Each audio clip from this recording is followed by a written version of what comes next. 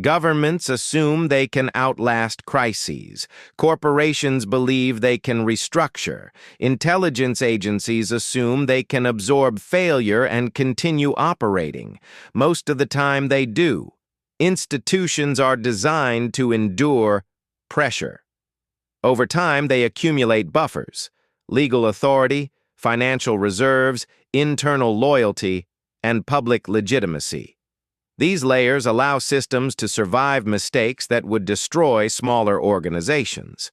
Failure alone rarely kills an institution. A government can survive corruption. A corporation can survive years of losses. A bureaucracy can survive decades of inefficiency. What eventually destroys institutions is something different, not failure, but the moment survival itself becomes impossible. This is shadow archives. Institutional collapse rarely begins with a dramatic event. It begins quietly, often years before anyone recognizes it. Inside the system, operations continue normally. Meetings happen. Strategies are proposed. Reforms are discussed. From the outside, the institution still appears stable. But beneath the surface, something fundamental has changed. The resources required to stabilize the system have begun exceeding what the institution can produce. At that point, recovery is no longer a matter of effort or leadership. It becomes a mathematical problem, and the numbers no longer work. Institutions rely on three foundations in order to survive. First, resources. This includes money, manpower, and operational capacity, the basic tools required to keep the system functioning. Second, legitimacy. Institutions only work when people accept their authority. Citizens obey governments because they believe those governments have the right to rule. Employees follow corporate leadership because they believe the organization has a future.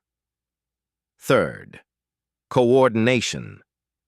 Institutions require thousands, sometimes millions, of individuals working together within the same framework. Bureaucracies, markets, and political systems all depend on cooperation between actors who rarely know each other personally. When all three foundations remain intact, even severe crises can be managed. But when these foundations weaken at the same time, survival becomes much more difficult. The most dangerous moment occurs when the cost of stabilizing the system becomes greater than the system's ability to sustain itself. At that point, the institution has crossed an invisible line. Recovery may still appear possible, but structurally, the system has already lost the ability to repair itself. The problem is that institutions are not designed to recognize this moment. They are designed to delay it. Once an institution crosses the survival threshold, its behavior begins to change. But the change is rarely obvious. From the outside, the system often appears more active than ever. Emergency meetings increase. New policies are introduced. Leaders announce major initiatives. Reports become more frequent. Plans multiply.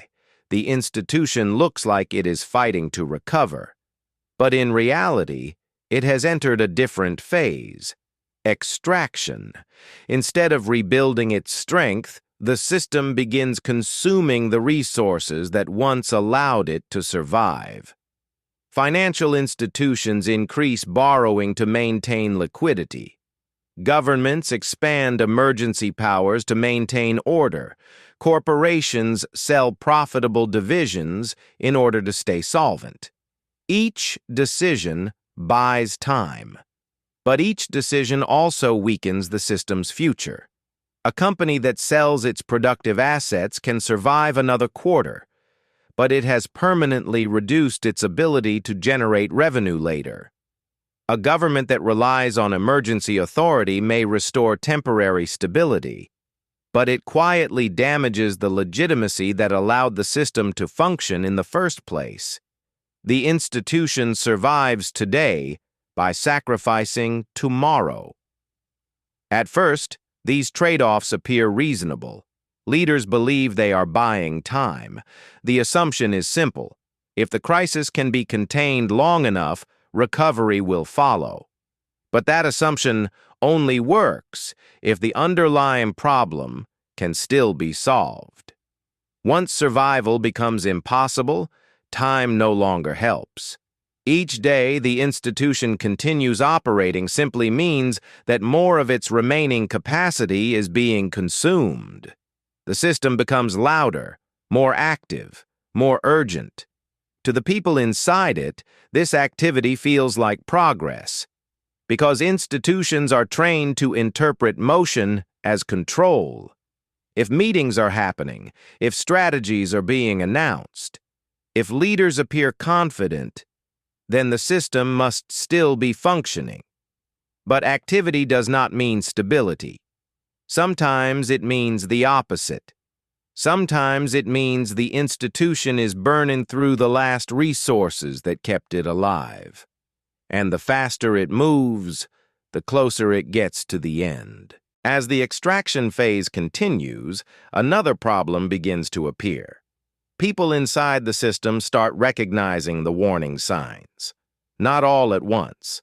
At first, the signals are subtle.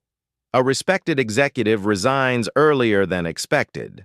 A senior analyst quietly accepts a job elsewhere. A key partner chooses not to renew an agreement. None of these decisions seem catastrophic on their own, but together they begin to change the structure of the institution. Institutions function because people believe participation is worthwhile. Employees commit their careers to organizations they expect to survive. Investors provide capital because they believe the system will continue generating returns. Citizens obey laws because they assume the governing structure will remain stable. When survival becomes uncertain, those assumptions begin to weaken. And once trust begins to disappear, the institution loses one of its most important stabilizing forces. The most capable people are often the first to leave. They have the skills to find alternatives. They recognize structural problems earlier than others.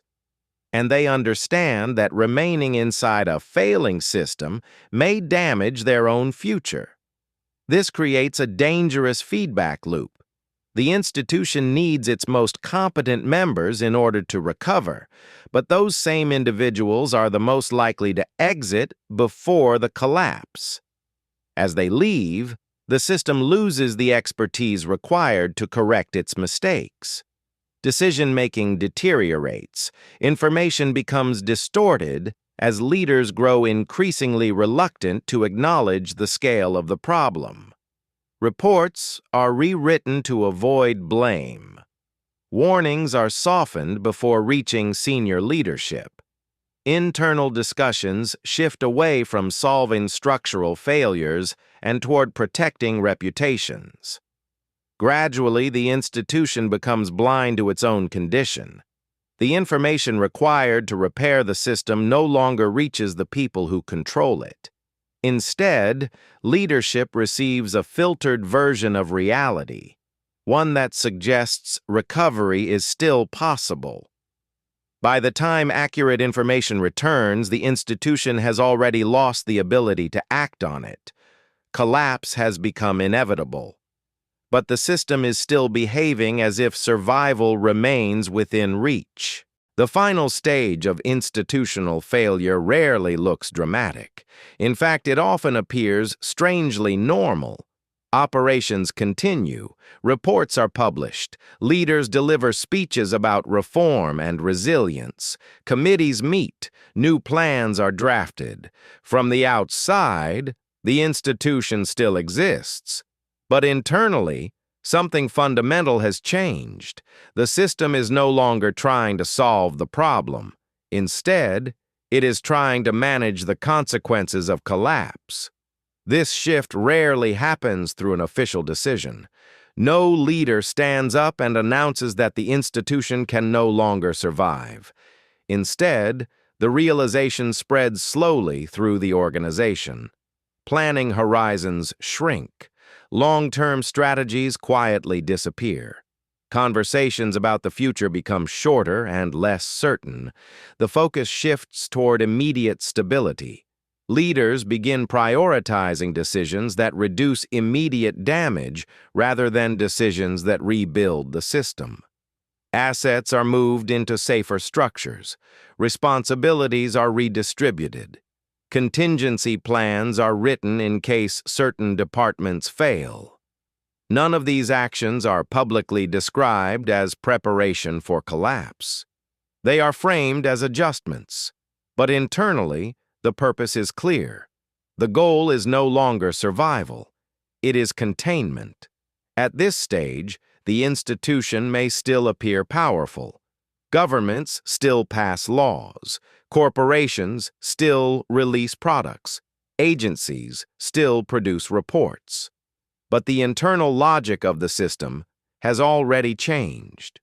Decisions are no longer made with the assumption that the institution will exist decades from now. They are made with the assumption that the system may not survive the current crisis. Once this mindset begins to spread, the institution becomes increasingly fragile, because institutions depend on belief in the future. Employees commit their careers because they assume the organization will still exist tomorrow. Partners cooperate because they assume agreements will still matter later. When those expectations disappear, coordination becomes much harder. People begin protecting themselves instead of protecting the system. Careers become portable, alliances become temporary, long-term cooperation becomes rare, the institution is still operating. But the invisible network that allowed it to function is slowly dissolving. Eventually, the collapse becomes visible. A bank suddenly fails. A government loses control. A company announces bankruptcy or restructuring. To the outside world, the event appears sudden. News headlines describe an unexpected crisis, but inside the institution, the outcome was already understood long before that moment. The real collapse happened earlier. It happened when the system crossed the point where survival became impossible. Everything that followed was simply delay. A long attempt to extend a structure that no longer had the capacity to sustain itself, and by the time everyone can see the collapse clearly, the moment that truly mattered has already passed. The moment when survival stopped being possible. This was Shadow Archives.